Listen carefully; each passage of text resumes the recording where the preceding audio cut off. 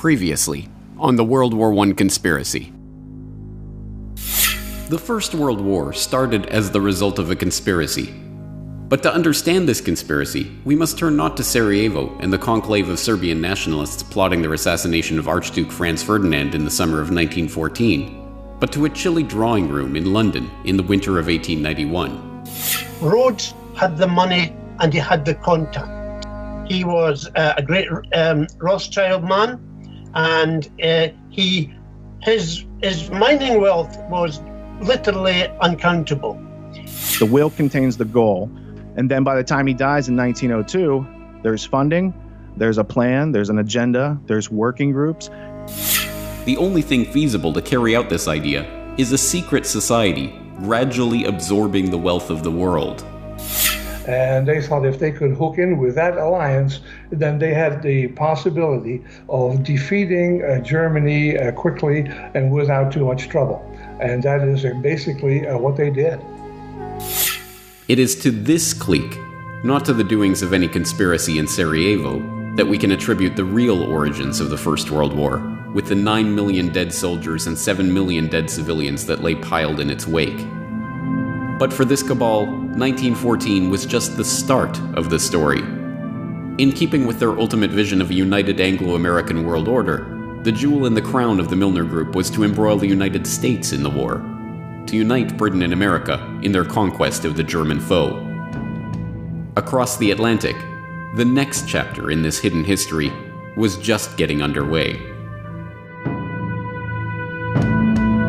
And now, part 2 of the World War I conspiracy.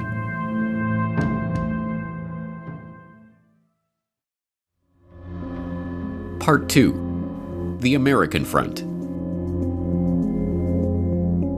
May 7th, 1915. Colonel Edward Mandell House is on his way to meet with King George V, who ascended to the throne after Edward VII's death in 1910.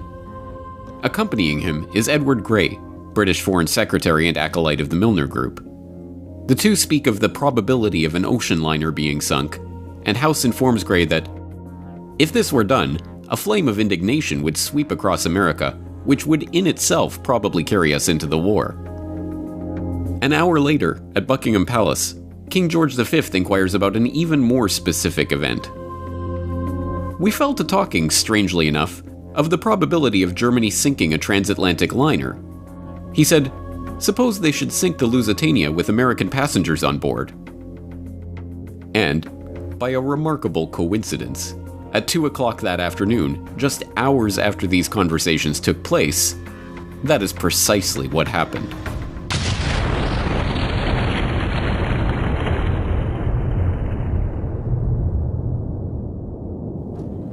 The Lusitania, one of the largest passenger liners in the world, is en route from New York to Liverpool when it is struck by a torpedo from a German U-boat. She sinks to the bottom in minutes, killing 1,198 passengers and crew, including 128 Americans. The disaster, portrayed as a brazen, unexpected attack on an innocent passenger liner, helps to shift public opinion about the war in the US. To the average American, the war suddenly doesn't feel like a strictly European concern. Every aspect of the story was, as we now know, a deception. The Lusitania was not an innocent passenger liner, but an armed merchant cruiser officially listed by the British Admiralty as an auxiliary warship. It was outfitted with extra armor, designed to carry 12 6-inch guns, and equipped with shell racks for holding ammunition. On its transatlantic voyage, the ship was carrying war material. Specifically, more than 4 million .303 rifle bullets and tons of munitions, including shells, powder, fuses, and gun cotton, in unrefrigerated cargo holds that were dubiously marked cheese, butter, and oysters. This secret manifest was officially denied by the British government for generation after generation, but in 2014, a full 99 years after the event, internal government documents were finally released in which the government admitted the deception. And, most remarkably of all, by Edward Mandell House's own account, both Edward Grey and King George V himself were discussing the sinking of the Lusitania just hours before the event took place. It's a story that provides a window into the secret society's years-long campaign to draw the United States into World War I. But in order to understand this story, we have to meet Edward Mandell House and the other Milner Group co-conspirators in America. Strange as it might seem, there were no shortage of such co-conspirators in the US. Some, like the members of the influential Pilgrim Society, founded in 1902 for the encouragement of Anglo-American good fellowship, shared Rhodes's vision of a united Anglo-American world empire. Others were simply lured by the promise of money. But whatever their motivation, those sympathetic to the cause of the Round Table included some of the wealthiest and most powerful people in the United States at the time. Many of these figures were to be found at the heart of Wall Street, in the banking and financial institutions revolving around J.P. Morgan and Company. John Pierpont Morgan, or Pierpont as he preferred to be called, was the nucleus of turn-of-the-century America's banking sector. Getting his start in London in 1857 at his father's merchant banking firm, the young Pierpont returned to New York in 1858 and embarked on one of the most remarkable careers in the history of the world. Making his money financing the American robber barons of the late 19th century, from Vanderbilt's railroads to Adolph Simon Ox's purchase of the New York Times to the buyout of Carnegie Steel, Morgan amassed a financial empire that, by the 1890s, wielded more power than the United States Treasury itself. He teamed up with his close allies, the House of Rothschild, to bail out the US government during a gold shortage in 1895 and ease the Panic of 1907, which he helped to precipitate by locking 120 of the country's most prestigious bankers in his library and forcing them to reach a deal on a $25 million loan to keep the banking system afloat. As we saw in Century of Enslavement, the history of the Federal Reserve, Morgan and his associates were only too happy to use the banking crises they helped to create to galvanize public opinion toward the creation of a central bank. So long as that central bank was owned and directed by Wall Street, of course. But their initial plan, the Aldrich Plan, was immediately recognized as a Wall Street ploy. Morgan and his fellow bankers were going to have to find a suitable cover to get their act through Congress, including, preferably, a president with sufficient progressive cover to give the new Federal Reserve Act an air of legitimacy. And they found their ideal candidate in the politically unknown president of Princeton University, Woodrow Wilson, a man who they were about to rocket straight into the White House with the help of their point man and Round Table co-conspirator, Edward Mandell House. Richard Grove, TragedyAndHope.com. Woodrow Wilson was an obscure professor at Princeton University who, from reading all that I've read about him, wasn't the smartest guy, but he was smart enough to pick up when other people had good ideas. And then he bumps into this guy named Colonel House. Now, Colonel House, he grew up in Beaumont, Texas. And Colonel House's dad was like a Rhett Butler type of smuggler, privateer, pirate during the Confederate War with the Union. So Colonel House, first off, he's not a colonel. It's just like a title he gave himself to make him seem more than he was. But he did come from a politically connected family in the South that were doing business with the British during the Civil War. So Colonel House, in the early 1900s, makes Woodrow Wilson his protege. And Colonel House himself is being puppeted by a few people in the layers of the Anglo-American establishment above him. And so we are left with the public persona of Woodrow Wilson, and here he is, and he's got this, this whole new Federal Reserve system that's going to come in during his administration, which was also kind of a precursor to getting America into the war. Because it changed our financial dependency from being self-reliant and printing our own debt-free money to being indentured to international bankers who charge us as they print money out of thin air and charge future generations for it. The election of Woodrow Wilson once again shows how power operates behind the scenes to subvert the popular vote and the will of the public. Knowing that the stuffy and politically unknown Wilson would have little chance of being elected over the more popular and affable William Howard Taft, Morgan and his banking allies bankrolled Teddy Roosevelt on a third-party ticket to split the Republican vote. The strategy worked, and the banker's real choice, Woodrow Wilson, came to power with just 42% of the popular vote. With Wilson in office and Colonel House directing his actions, Morgan and his conspirators got their wish. 1913 saw the passage of both the Federal Income Tax and the Federal Reserve Act, thus consolidating Wall Street's control over the economy. World War I, brewing in Europe just 8 months after the creation of the Federal Reserve, was to be the first full test of that power. But difficult as it had been for the Round Table to coax the British Empire out of its splendid isolation from the continent and into the web of alliances that precipitated the war, it would be that much harder for their American fellow travelers to coax the United States out of its own isolationist stance. Although the Spanish-American War had seen the advent of American imperialism, the thought of the US getting involved in that European war was still far from the minds of the average American. A 1914 editorial from the New York Sun captures the sentiment of most of America at the time of the outbreak of the war in Europe. There is nothing reasonable in such a war as that for which Europe has been making ready, and it would be folly for this country to sacrifice itself to the frenzy of dynastic policies and the clash of ancient hatreds which is urging the old world to its destruction. The Sun was by no means unique in its assessment. A vote taken among 367 newspapers throughout the United States in November of 1914 found just 105 pro-Ally and 20 pro-German papers, with the vast majority, 242 of them, remaining firmly neutral and recommending that Uncle Sam stay out of the conflict. Once again, just as they did in Britain, the cabal was going to have to leverage its control of the press and key governmental positions to begin to shape public perception and instill pro-war sentiment. And once again, the full resources of these motivated co-conspirators were brought to bear on the task. One of the first shells in this barrage of propaganda to penetrate the American consciousness was the rape of Belgium, a catalogue of scarcely believable atrocities allegedly committed by the German forces in their invasion and occupation of Belgium at the start of the war. In a manner that was to become the norm in 20th century propaganda, the stories had a kernel of truth. There is no doubt that there were atrocities committed and civilians murdered by German forces in Belgium. But the propaganda that was spun from those kernels of truth was so over the top in its attempts to portray the Germans as inhuman brutes that it serves as a perfect example of war propaganda. The American population at that time had a lot of German people in it. 30 to 50% of the population had relations back to Germany. So there had to be this very clever propaganda campaign. It's known today as babies on bayonets.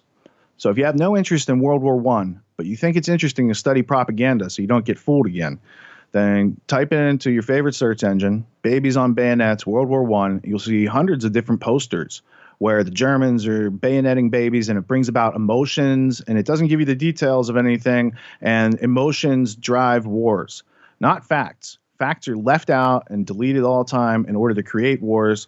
So I think that putting facts back in might help prevent wars. But I do know that they like to drive people on emotion. The babies on bayonets, getting America into World War I, that's a key part of it. Children who had their hands chopped off, nuns that were raped, shocking things, genuinely shocking things. The Canadian officer who was nailed to a St. Andrew's cross on a church door and left there to bleed to death. These were the great myths peddled in order to defame and bring down the whole image of any justification for German action and try and influence America into war. Jerry Docherty, co-author of Hidden History, The Secret Origins of the First World War. That's not to say that there weren't atrocities on both sides. War is an atrocious event, and there are always victims, absolutely. And I offer no justification for it. But the lies, the unnecessary abuse of propaganda, even when in Britain they decided that they would put together the definitive volume of evidence to present it to the world, the person they asked to do this just so happened to have been former British ambassador to the United States and a man called Bryce, who was very well liked in the States. And his evidence was published and put forward, and there were screeds of stories after stories.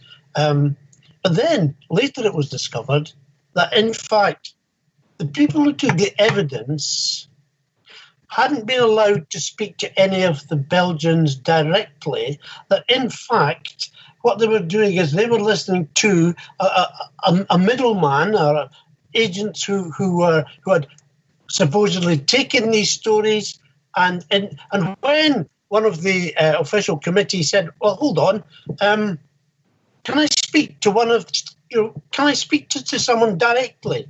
No. He resigned. He wouldn't allow his name to be put forward with and that's the extent to which, this is false history.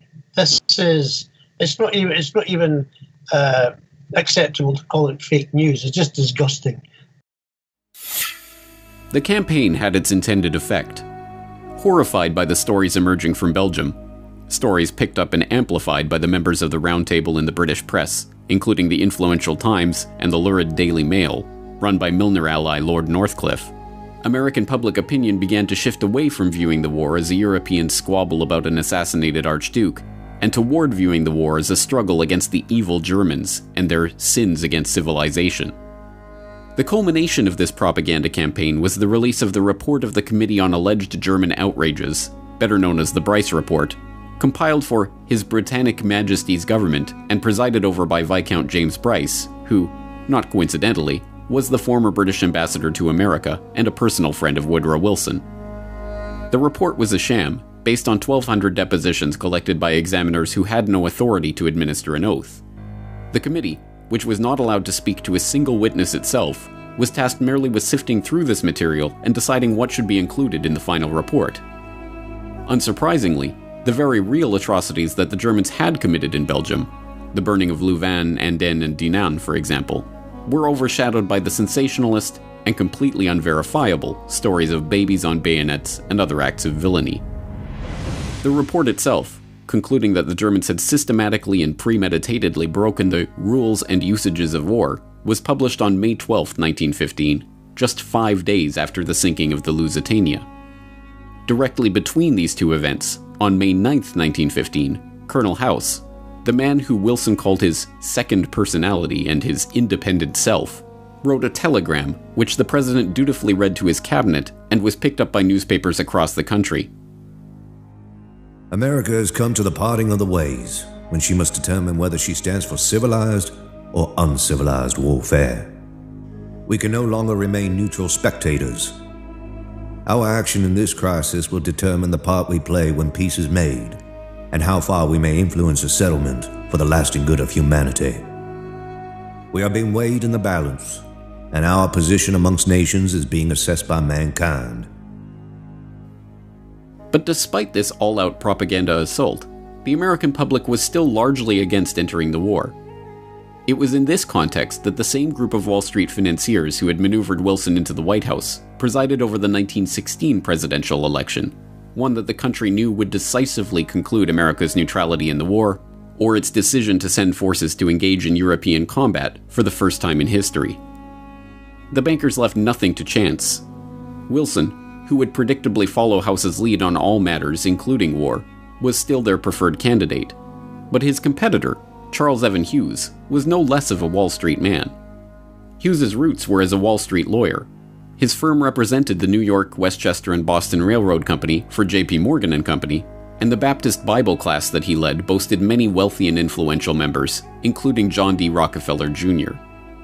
The affable Hughes was stiff competition for the wooden and charmless Wilson, but such was the importance of American neutrality that "He kept us out of war" actually became the central slogan of the campaign that saw Wilson return to the White House.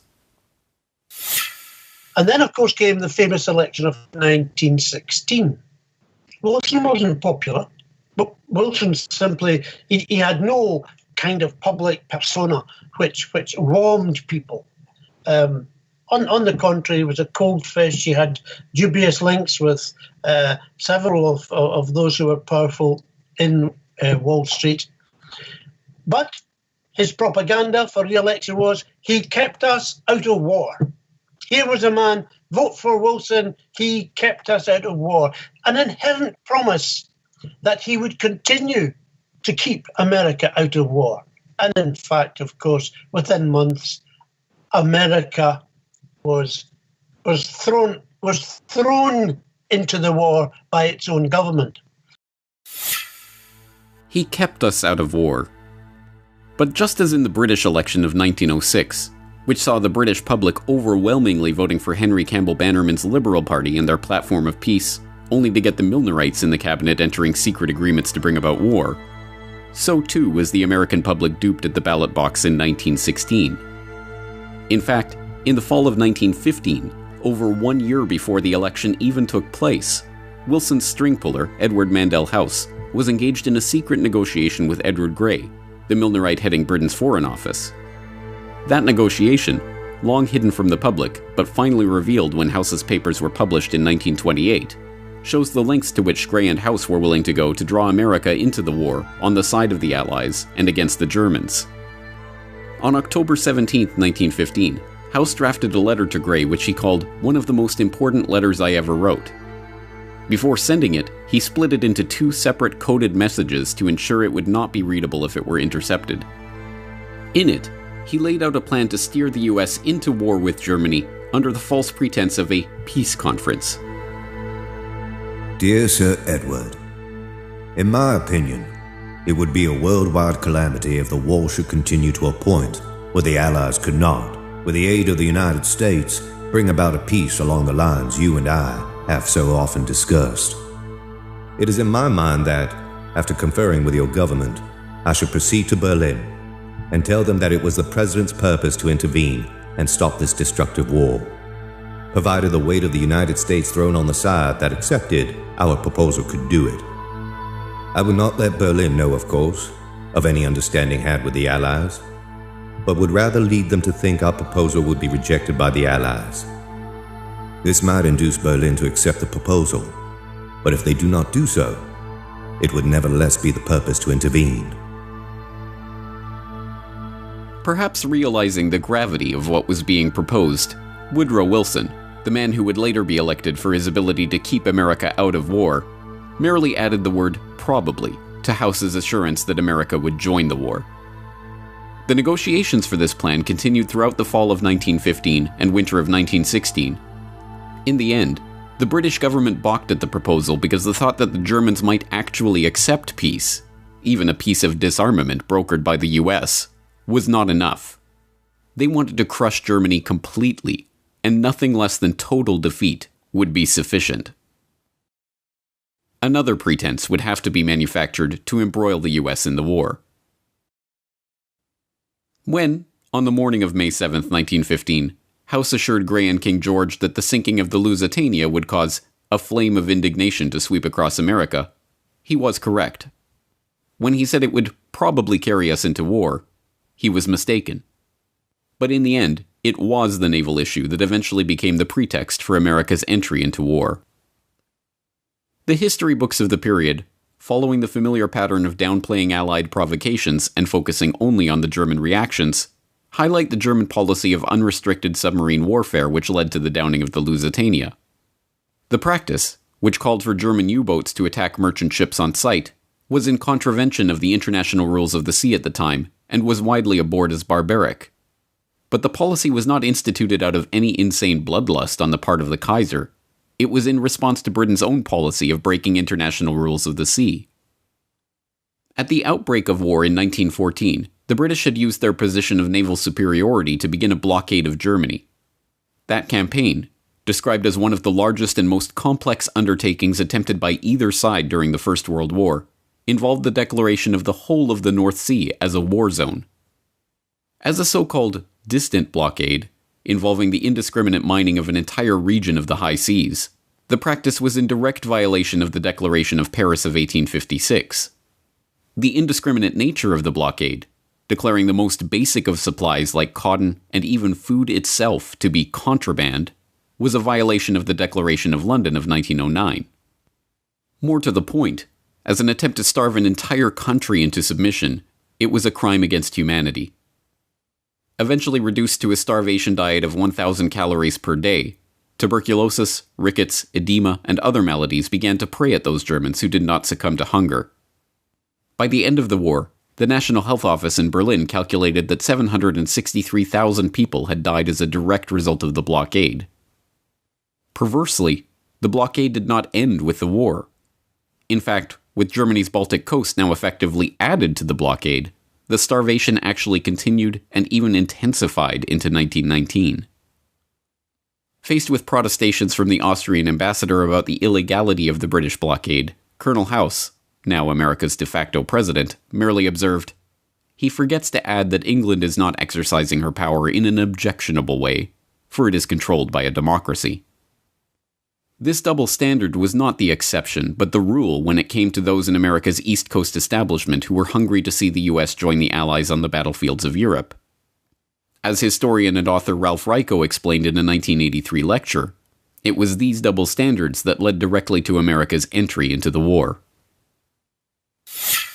The Wilson administration now takes the position which will ultimately lead to war. The German government is to be held strictly accountable for the death of any Americans on the high seas, regardless of circumstances. The Germans say, well, let's see if we can live with this, as long as you're willing to put pressure on the British to have them modify their violations of international law. That is, they're placing a food on the list of contraband materials, which had never been done before. The British, as you know, take your merchant ships off the high seas on the way to Rotterdam, because they say anything that goes to Rotterdam is going to go to Germany. So they take American ships off the high seas. The British have put cotton on the list of contraband, confiscating these materials. They interfere with letters going to the continent because they think there's military intelligence possibly involved. The British are imposing in many ways on Americans. So if you hold them responsible, we'll behave ourselves as far as submarines go. This was not to be the case. And the attitude of the Americans towards British violations of neutral rights were quite different. One reason is that the American ambassador to London, Walter Hines Page, was an extreme Anglophile.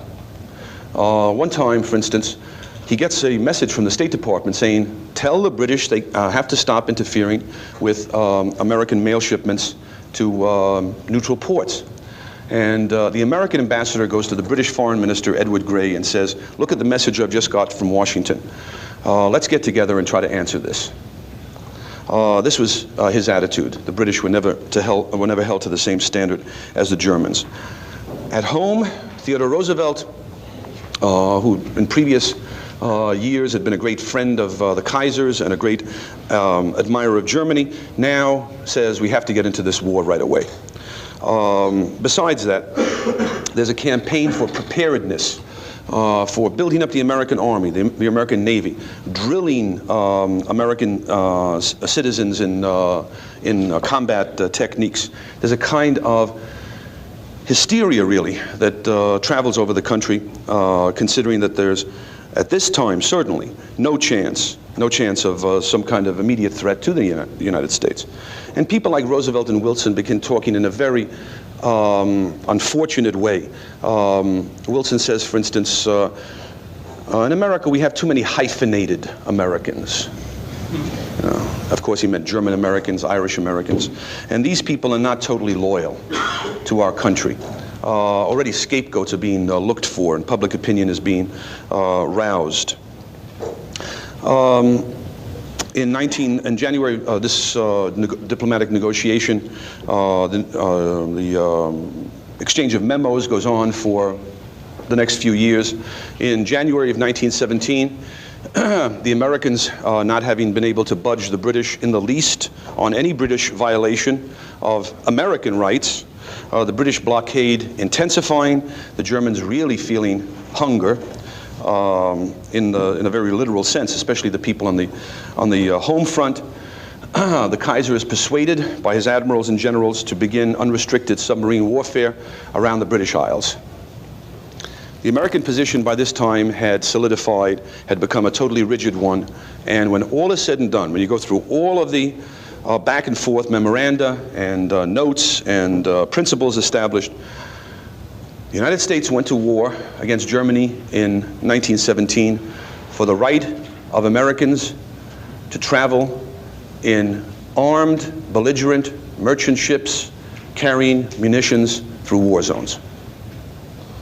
Wilson's position was that even in that case, the Germans simply had no right to attack the ship, as long as there are Americans on the ship.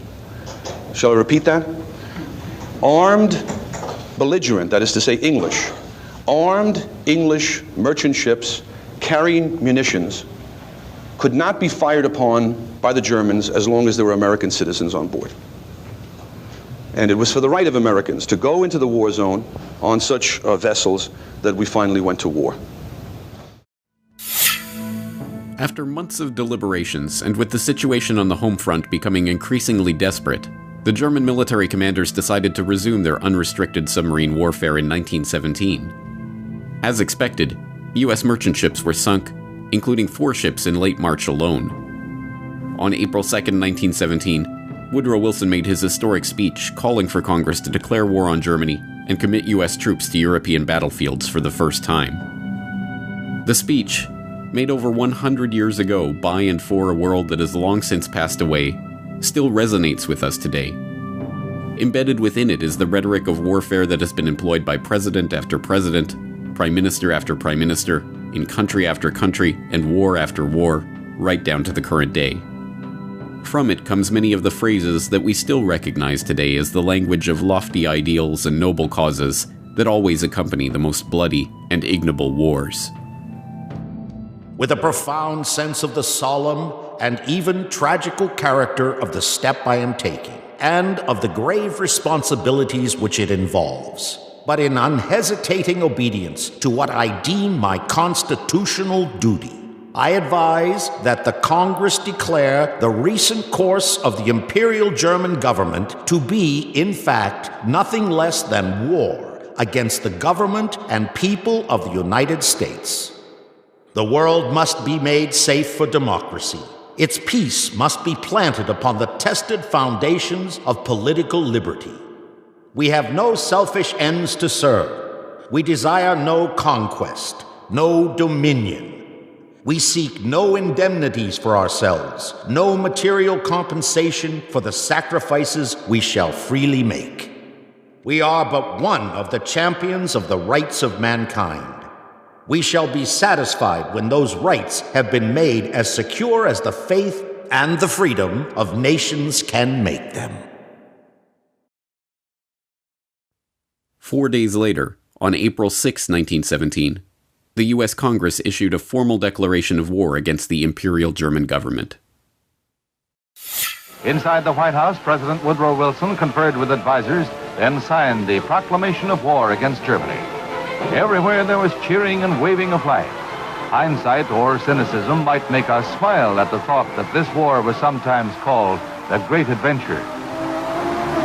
Never again would we see our entry into a major conflict excite so many to such heights of elation. Naive? Probably. But here was a generation of young men not yet saturated by the paralyzing variety of self-analysis and the mock sciences. They believed. Over there, send the word over there, that the Yanks are coming, the drums rum-tumming everywhere, so prepare, say a All along the Western Front, the Allies rejoiced. The Yanks were coming. House, the Milner Group, the Pilgrims, the Wall Street financiers, and all of those who had worked so diligently for so many years to bring Uncle Sam into war had got their wish. And before the war was over, millions more casualties would pile up. Carnage the likes of which the world had never seen before had been fully unleashed. The trenches and the shelling, the no man's land and the rivers of blood, the starvation and the destruction, the carving up of empires, and the eradication of an entire generation of young men. Why? What was it all for? What did it accomplish? What was the point? To this day, over 100 years later, we still look back on the horrors of that great war with confusion. For so long we have been told non-answers about incompetent generals and ignorant politicians.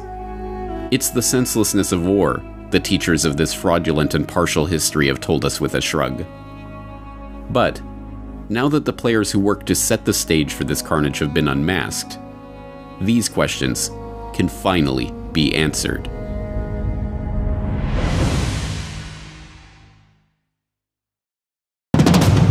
Next time on the World War I conspiracy.